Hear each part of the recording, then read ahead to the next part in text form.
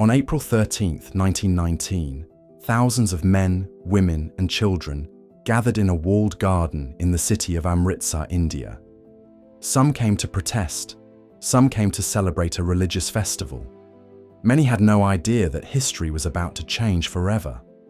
Within minutes, the peaceful gathering would become a killing ground. A British general named Reginald Dyer marched into the garden with armed troops. He gave no warning. He ordered no dispersal. Instead, he commanded his soldiers to fire directly into the crowd. For 10 horrifying minutes, bullets tore through trapped civilians. When the firing stopped, hundreds lay dead. Many more were wounded. Some jumped into a well to escape the gunfire.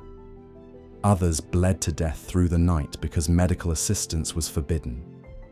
The massacre shocked India. It horrified much of the world. And it permanently altered the relationship between Britain and its largest colony. This is the story of the Amritsar Massacre, the tragedy that shattered faith in the British Empire and accelerated India's road to independence. Chapter 1: India after the First World War. To understand why the massacre happened, we must first understand India in 1919. The First World War had just ended. For 4 years, India had been one of Britain's most important assets. More than 1 million Indian soldiers served overseas. They fought in France, Belgium, the Middle East, Africa, and Gallipoli. Tens of thousands never returned home. India also contributed enormous financial resources to the British war effort. Indian leaders believed these sacrifices would be rewarded. Many expected meaningful political reforms. Some hoped for greater self-government. Others dreamed of eventual independence. Instead, they received disappointment.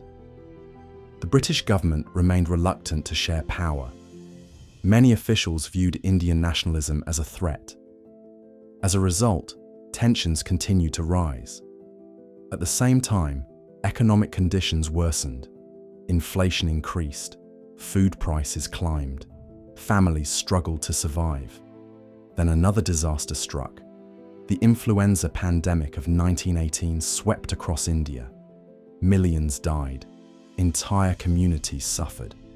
The combination of war, disease, poverty, and political frustration created a volatile situation.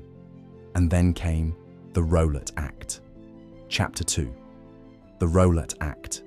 In March 1919, the British government passed legislation known as the Rowlatt Act. The law granted authorities extraordinary powers. People could be arrested without trial. Newspapers could be censored. Political meetings could be banned. Suspected revolutionaries could be detained indefinitely. To British officials, these measures were necessary for security. To many Indians, they represented betrayal. After years of supporting Britain during the war, Indians expected greater freedoms. Instead, they received greater restrictions. Opposition emerged across the country. One of the most important voices belonged to Mahatma Gandhi. At this time, Gandhi was becoming a national figure. He urged Indians to resist unjust laws through non-violent protest. His campaign attracted widespread support. Meetings, demonstrations, and strikes spread across India. The Punjab region became one of the centers of resistance. And within Punjab, the city of Amritsar would soon become the focus of the crisis. Chapter 3: A city on edge. Amritsar was one of the most important cities in northern India. It was home to the Golden Temple, the holiest shrine in Sikhism. The city was a vibrant center of commerce, religion, and culture. But by April 1919, tensions were escalating rapidly. Two local nationalist leaders gained enormous popularity. Their names were Dr. Saifuddin Kichlu and Dr. Satyapal. Both opposed the Rowlatt Act. Both advocated peaceful resistance. and both attracted large crowds. British authorities grew concerned. On April 10th, officials arrested the two men without public explanation and secretly removed them from the city. News of the arrests spread quickly. Angry crowds gathered. Protesters demanded answers. Violence soon erupted. Several Europeans were attacked and killed. Government buildings were damaged. Communication lines were disrupted. British officials interpreted these events as the beginning of a major uprising. They decided to respond with force. Into this tense situation arrived Brigadier General Reginald Dyer. Chapter 4. General Dyer arrives. Reginald Dyer was a career officer in the British Indian Army. He had spent decades serving on the frontiers of the Empire. He believed strongly in discipline, authority, and imperial control.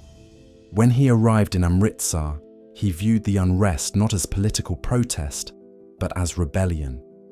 Dyer immediately imposed restrictions. Public meetings were prohibited.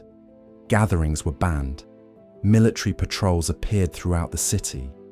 Yet many residents remained unaware of these orders. Communication was poor. Thousands of visitors had arrived for Baisakhi, one of the most important festivals in Sikh tradition. For them, April 13th was a day of celebration. Meanwhile, local activists planned a meeting at a place called Jallianwala Bagh. The gathering would protest recent arrests and discuss the political situation. No one could imagine how the day would end. Chapter 5. Jallianwala Bagh. Jallianwala Bagh was not an open park. It was a large enclosed area surrounded by walls and buildings. Access was limited. The main entrance consisted of a narrow passageway. On the afternoon of April 13th, thousands of people gathered there. Some came for political reasons. Others were simply visiting during the festival. Families attended. Children played. Vendors sold refreshments. Speakers addressed the crowd. The atmosphere was largely peaceful. Meanwhile, General Dyer received reports about the meeting. He considered it a direct challenge to his authority. Rather than sending representatives or issuing warnings, he decided to take military action. He assembled approximately 50 soldiers. Most were Gurkha and Baluchi troops serving in the British Indian Army. Armed with rifles and ammunition, they marched toward the garden. 2 armoured cars equipped with machine guns accompanied them. However, the entrance was too narrow for the vehicles to enter. Dyer continued on foot. The crowd inside had little idea what was about to happen. Chapter 6. 10 minutes of terror. At approximately 5:15 p.m., Dyer entered Jallianwala Bagh.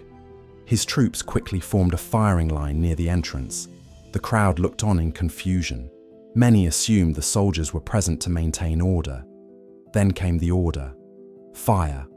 No warning was given, no request to disperse, no attempt at negotiation. The soldiers opened fire directly into the crowd. Panic erupted instantly. People screamed. Families ran in every direction. But there was nowhere to go. The walls were too high to climb.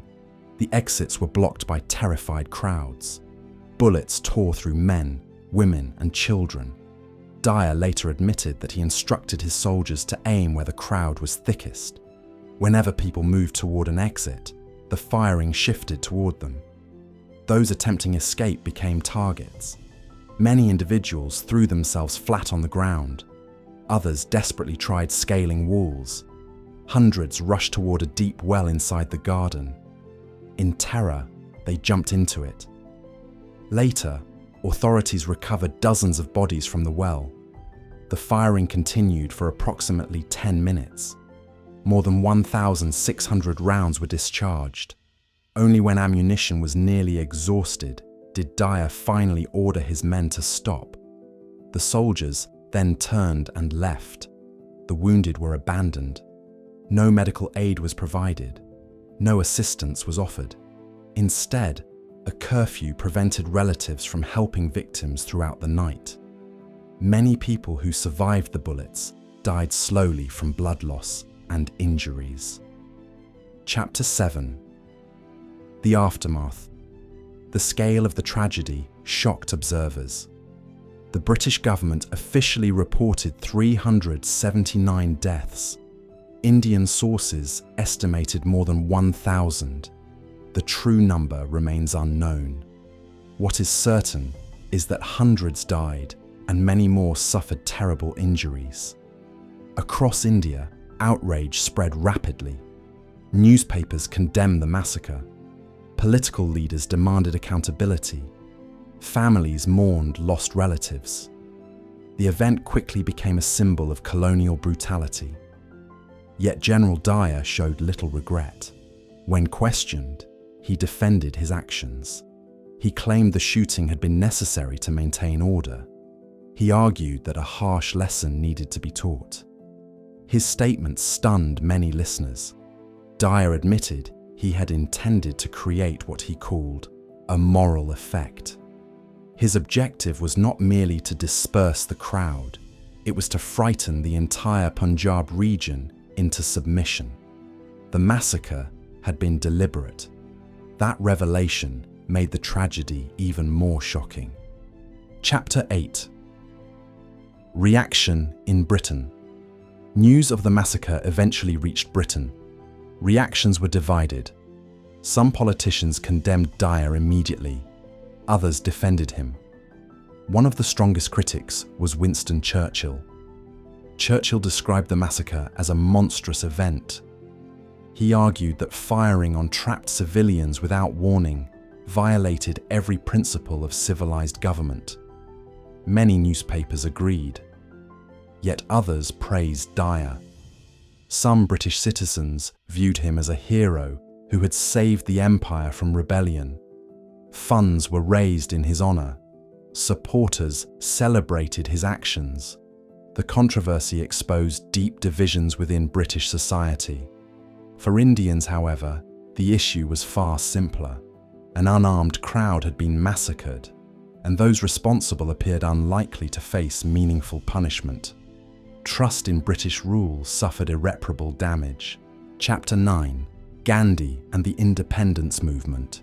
The massacre transformed Indian politics. Perhaps no one was changed more profoundly than Mahatma Gandhi. Before 1919, Gandhi still believed cooperation with Britain might achieve reform. After Amritsar, that belief faded. He concluded that the imperial system itself was fundamentally unjust. Gandhi expanded his campaign of non-cooperation. Millions of Indians joined. Boycotts spread. Protests increased. Nationalism gained momentum.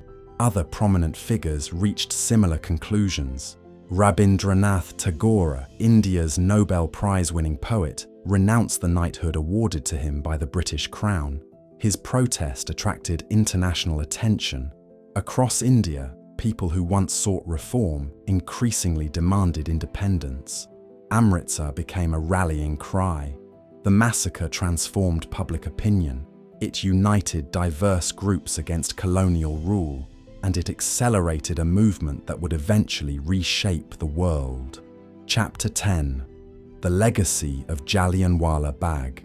The Amritsar Massacre did not end British rule immediately. The empire remained in India for nearly 3 more decades, but something fundamental had changed. The moral authority of British rule had been shattered. Millions of Indians no longer believed the empire could be trusted. The relationship between ruler and ruled had been permanently damaged.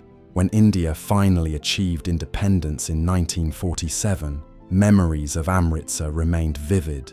The site of the massacre became a national memorial. Visitors still walk through the narrow entrance. They still see the bullet marks preserved in the walls. They still look into the well where desperate people sought refuge from gunfire.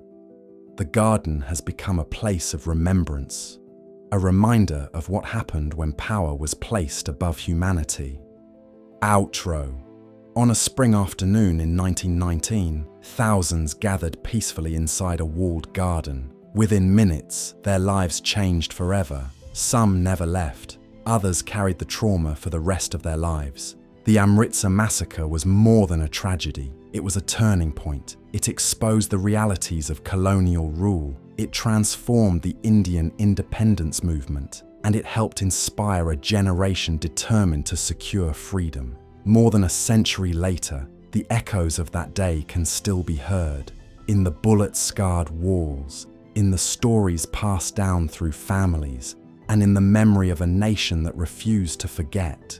If you enjoyed this documentary, don't forget to like, subscribe, and turn on notifications for more powerful stories from world history.